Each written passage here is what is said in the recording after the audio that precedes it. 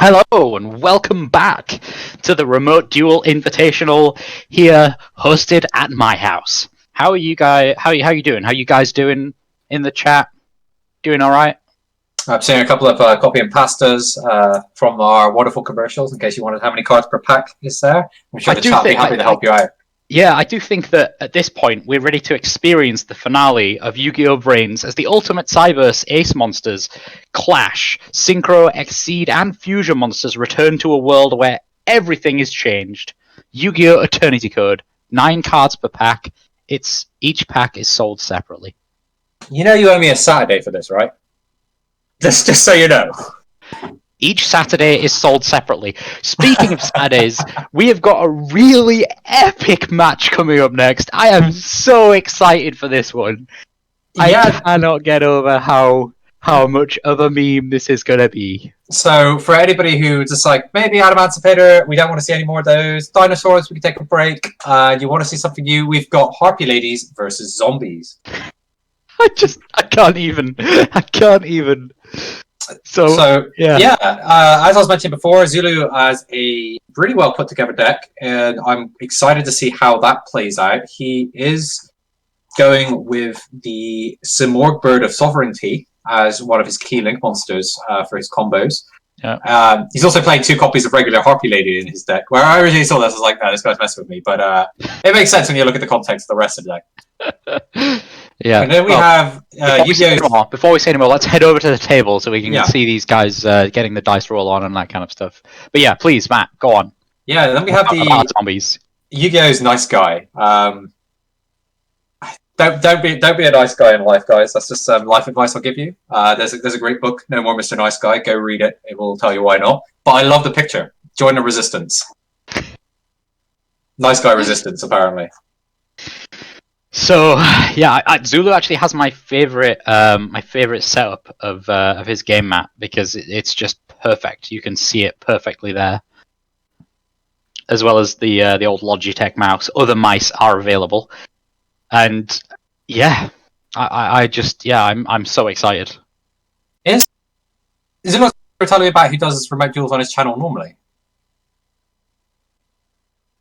Yes, yeah. There's actually a fantastic video of Zouloux monster reborning his opponent's card, and he just happened to have the monster that he was monster reborning on his desk. So he kind of pulled it out of the aether from his opponent's side of the field. It was really, really epic. It's on his Twitter. It's so good. All right, let's see how they get in. We're going to be seeing Zouloux. I keep wanting to call him Zouloux, but you say he's definitely Zouloux, right? It's definitely Zouloux. It's definitely Zouloux. Well, I say that, but I mean, I've heard multiple people call him Zouloux, and he also was called Zouloux. So he's also not playing Shadow, so that probably needs to be updated. He's playing Harpy Lady. Yes, as given away by his field center.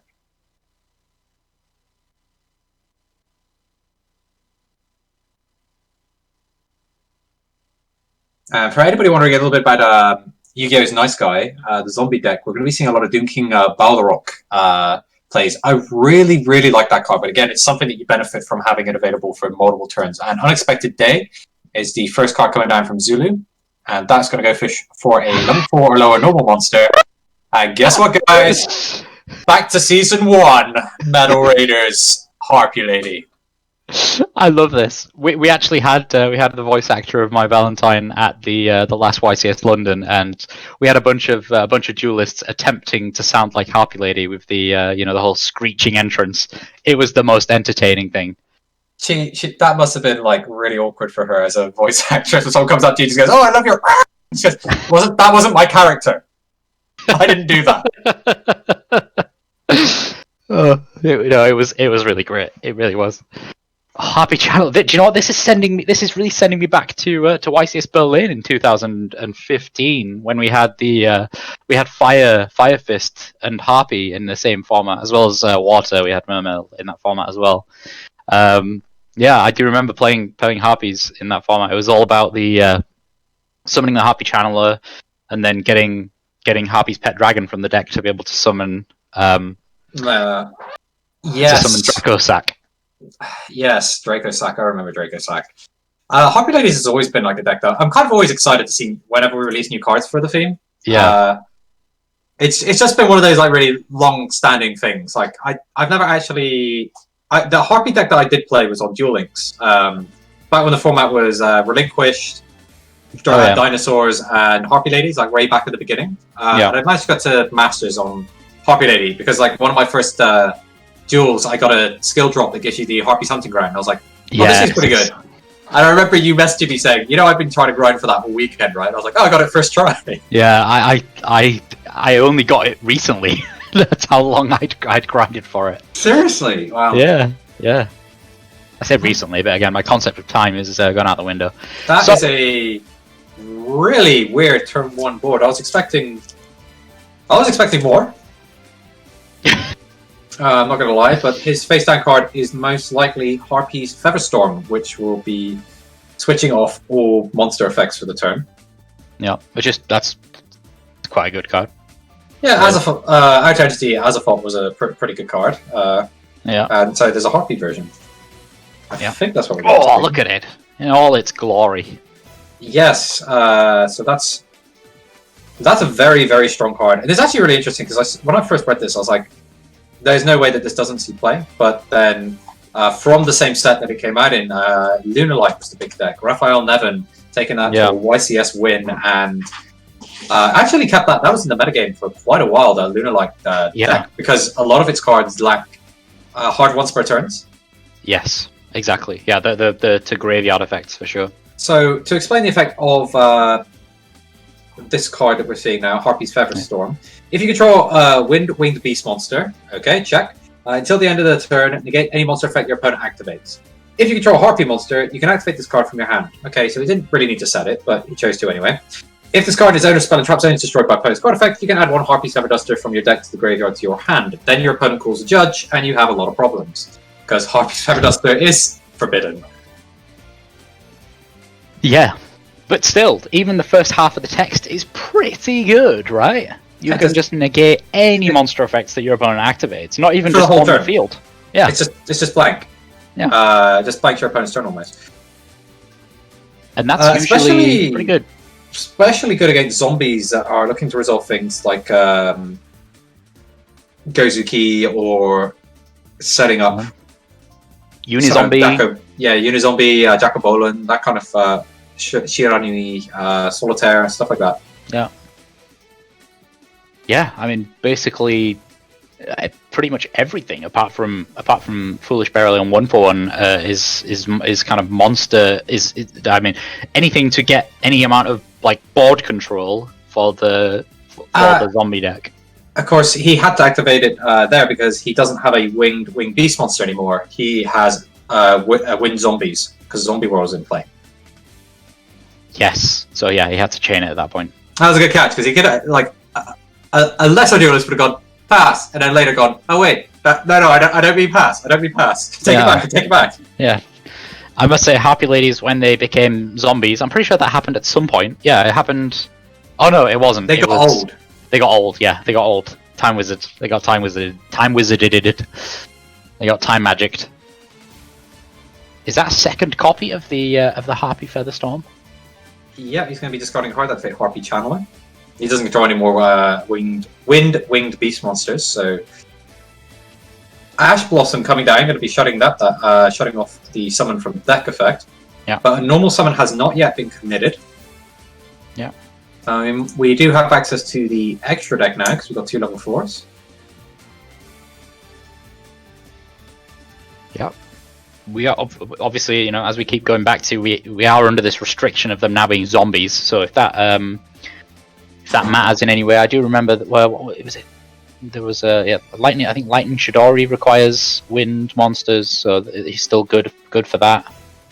Yeah, we're going to be seeing Danger Mothman coming down. Danger card is still popular. Yep.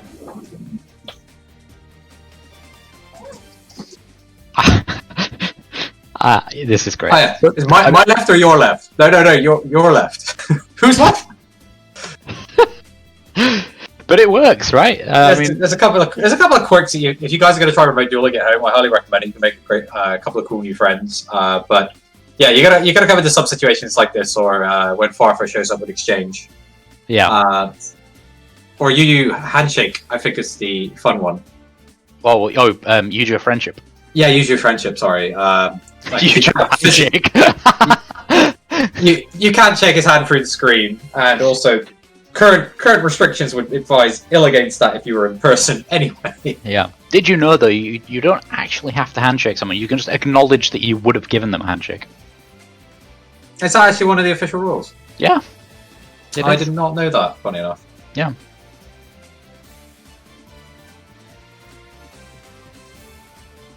Nice Balderrock. We're going to be seeing Miss Valley in the Apex Avian, I think it is. Yep, you're right.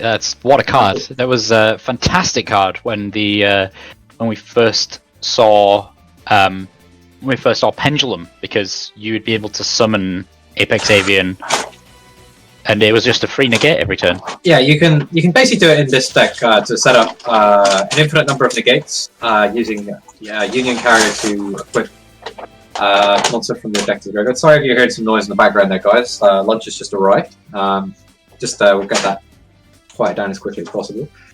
So essentially you have the Miss Valley Thunderbird. Every time it's returned to your hand, it's special summons. It's not once per turn. Yeah.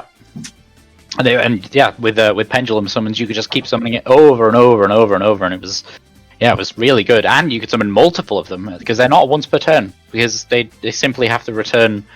I think it's Mist Valley or Wind or something like that, but it for sure can return itself. So you could just keep returning itself to have those negates. And we do see both copies of the normal monster Harpy Lady on the field here, which is just fantastic. Absolutely fantastic. And Elegant Egotist. Egotist as well. Elegant Egotist, very good card when played with, because you can get it with the Historic Sign as well. Yeah. Yeah. I remember that was actually what allowed allowed is the correct word. What even allowed them into the meta was Hysteric Sign, because you could do some really crazy stuff where you would get the Elegant Egotist and then destroy it at a later date and then add 3 Harpies to your hand. Yeah, as we see, Block Dragon is adding 3 cards to your hand is very good. Yeah, I heard it's pretty good. It was even better, if you were able to get the Elegant Egotist as well. It's already kind of paid for itself already at that point, and then, then you get the 3 monsters as well. Guys in chat, if you Block Dragon, is it better than a Dragon Ruler? What's your votes on that? Go ahead and throw that in the chat. It's not if it's better. It's if it's the ruler of blocks. Come on, Matt. Ask the right questions. So we're going to be seeing the. We'll segue that into a little bit about what's actually happening. So some more Bird of Sovereignty is now being summoned. This Link monster has a really interesting effect where you get to summon a Wind monster to the field based on the number of empty spell and traps. Oh, hold on, but he can't summon it because they're zombies. Yes. This is what I was talking about earlier with Lightning Chidori. It's the same thing. If they're not the right type, then 2 monsters including a winged beast monster. Those are some great zombies you got over there, buddy. Yeah, I can't imagine the Happy Ladies looking too good as zombies, to be honest. Yeah, I'd probably swipe left pretty quickly. I'm not gonna lie. Swiftly moving on from that. Tornado Dragon. That's kind of like Lightning Chidori, but like an upgraded generic version.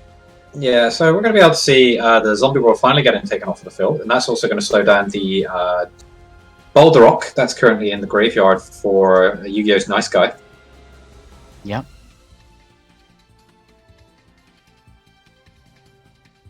Where does he go from here? Because I don't believe he committed any normal summon. Yeah, I was. Okay, he passed. He just passed, and another zombie world. Yeah. Tornado Dragon's going to take that out, and then who wants to take a bet that they're going to see the third zombie world or a Necro Banshee? Fish that up. There you go. We do see Unizombie, which is a fantastic single card in the zombie deck. It's just amazing. it can do so many things as a single card. You get to I go and find really your like it. Yeah. you get to go find your Shiranui Solitaire, and it's essentially a one card extra deck access. Yeah, it's Unizombie is probably one of the best zombies ever printed. Yeah, I am trying to think. Like, I remember back in the day when Ill Blood, Zombie Master, Goblin Zombie was such a powerful engine. The card safe return. Mizuki is also questionably a really strong zombie, but is it better than Unizombie? I don't know. The thing is, I mean, it may sound obvious, but Mizuki is only as good as what it's getting, right? That's the key. It's only as good as what it's getting. But you are right that it certainly opens up a bunch of different options. Yeah, like Plague Spreader Zombie is also probably in contention, but then that's sort of cycled out, whereas Unizombie is just going to be good for as long. Anytime you print a zombie card, Unizombie is going to be good. Yeah. Yeah, I mean, I guess that's the thing, right? If we're talking purely zombies, then Mizuki, Unizombie are much better than Plague Spreader. But if you look at, as we were talking about earlier, kind of out of theme support, Plague Spreader was being played in Light Swarms even, because it doesn't need zombies. If anything, it added to it because it allowed you to play. I think it was Doom Kaiser Dragon. Yeah, to get your opponent's Plague Spreader Zombie and then make a level 8 synchro. Yeah, or you could also play Revived King Hades, which was pretty good as well in that format. I don't know which year that was, but I think it was like 2011. I was in university at the time. That was for a decade ago. So I'm going to say I was 22, I think. Yeah, so about 2010, roughly 2010, 2011 maybe. Maybe even 29. Sorry, 29. Yeah, 2009. 29. Oh dear. Yeah, well, we do see the big boss Balderok. Balderok, that every turn that goes by where this card gets fished back out of the graveyard, it has a negate effect and it has a banish effect. So it's very, very powerful. My only problem with the zombie deck in competitive formats is that you need the games to go on quite long in order for your deck to really excel. I think it's way too fair compared to Adamantipator playing through your opponent's window and Nibiru to still manage to put together 8,000 points of damage in a single turn. Whereas this deck wants you to go, I get a negate and I get a banish. I get a negate and a banish, now I'm so far ahead and I'm getting so many cards out of this. Yeah, that's the thing, right? I mean, that's the traditional card game kind of mantra of combo decks versus control decks versus aggressive decks. Obviously, Yu-Gi-Oh has many permutations. Yu-Gi-Oh got rid of that triangle and just said every deck does everything. Yeah, that is how crazy it is. But it's wonderful because I mean, if you can keep Balderok on the field for even just a couple of turns, then it really starts getting quite unfair, doesn't it? When you're able to do its effect every single turn. He's also as long as you can keep the zombie world up, he's very sticky because he comes back during every standby phase. Yeah. So you have to have a field card in your field card zone, and then that in your graveyard, and it just keeps going back every single turn during the standby phase.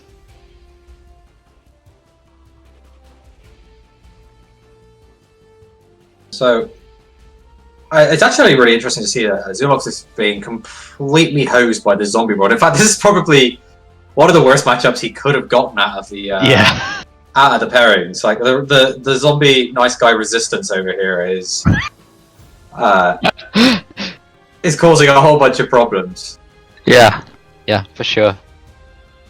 Yeah, I mean it has to be right one of the worst matchups because it's not like a terrible unwinnable matchup, but it's just something that's like gross because then your deck doesn't actually get to do anything that it was intending to do. Like it's not like you can't play, it's just like everything that you want to play just ends up being considerably worse.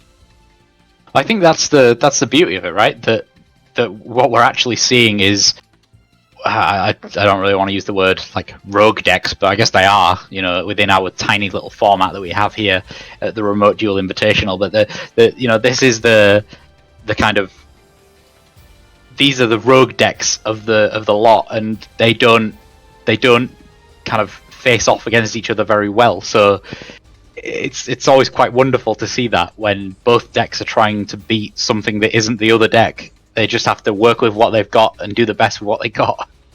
Yeah, when you just look at your card and you're like, exactly how do I deal with it? Oh, I just noticed it's actually pouring with rain outside, and I saw some poor guy walking in his nice linen shirt and shorts, getting drenched. Oh, I don't know why, but there's a kind of a British level of smugness where you just look and go, ha! I'm glad I'm not that guy right now. It's really sunny where I am, which is only about 2 miles away from you, so Oh, yeah, I'll look forward to that. It's raining here. It's on its way to you. I'll look forward to that. Thanks for sending that over, Matt. Don't say I don't ever give you anything. No, I won't. For anybody wondering, how did these guys get invited, Luke? How did we pick the players for this tournament? That's a good question. So we obviously we have branches for all the different languages of the Yu-Gi-Oh trading card game in Europe, and yeah, basically, over time, slowly but surely now we're working with lots of different influencers across all the different platforms, and yeah, these guys got kind of contacted and decided to agree to come and join us for this. I want to call it a test run of having remote duels, but it's going good pretty so far. We're getting to see some awesome Yu-Gi-Oh. Yeah, that's it really. So continue with awesome content on your channel if you want to get invited to the next one, I guess. Yeah, that's best way I can advise, because we do ask quite a lot for people that want to get into the content creation, and it's first just have to start actually creating the content and showing us that what your channel can eventually provide a mutual benefit between the two of us, and we're quite happy to work with people that can do that.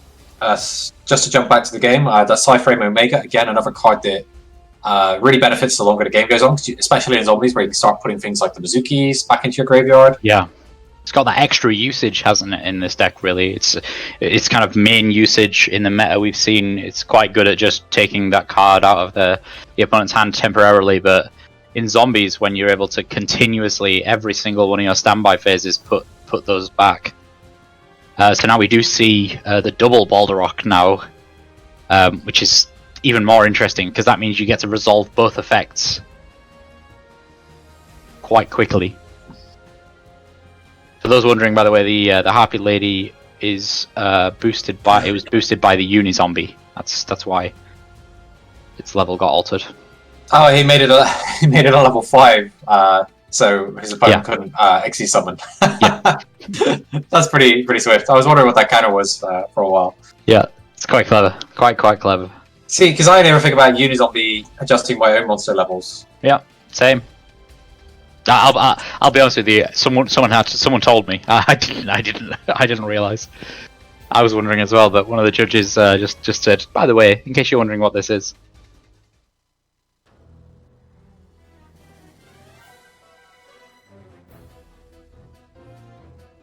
Okay, so this is where the zombie deck starts switching onto the offensive, and it's going to be very hard for Zouloux to actually get back into this game at this point. That 3 copies of Zombie World.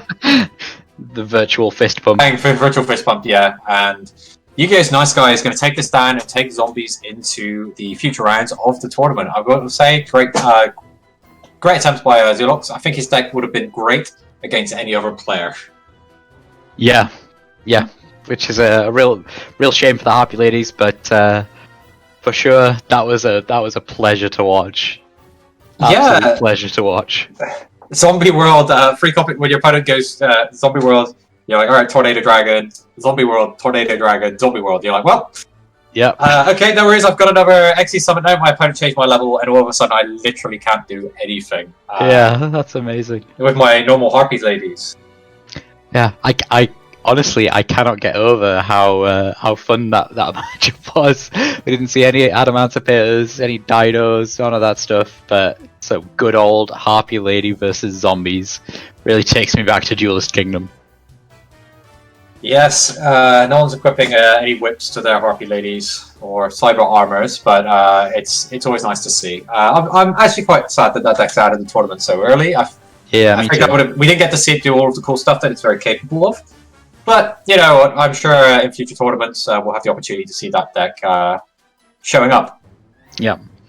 So what? I mean, I already know the answer to the question, but I'll bring it up anyway. You know, it really was that zombie world, wasn't it, that that shut down the players from Zouloux. Yeah, so pretty much Zombie World says your monsters are all zombies, and you can't truly summon unless it's for a zombie monster. And all of the material requirements for the Harpy deck are all Winged Beast. The Zombie World that essentially just stops them from playing. I mean, in terms of like Tier 1 level play, the game went on way too long. Based on the cards that got played, I don't think either of those decks would have stood up to an opening Adamancipator field or even a Dinosaur field. Yeah. But fair enough when they gave a good run at each other.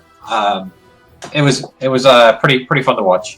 Yeah, absolutely. I think that's the thing, isn't it? That they really weren't made to play against each other's decks, like the type of decks that the opponent was playing. So I think that zombie deck, that was like one of the few decks that it was really looking forward to playing. Actually, looking at it. Yeah. Although Zombie World probably has some interesting interactions with some of the other meta decks when it stops monsters being rock monsters and stuff like that. Yeah, that's what I'm kind of alluding to there. That I'm sure that that is the main goal for Yugioh Nice Guy. That he's really aiming to get that zombie world out. Yeah.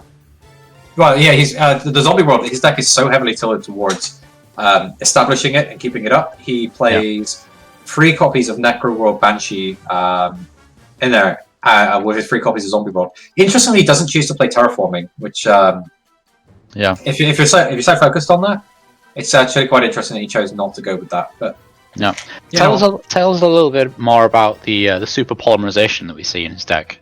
Of course, the reason that I see that being good is the fact that your opponent's monsters become zombies. But what targets is he looking to really summon during his opponent's turn that's going to be really disruptive, you think?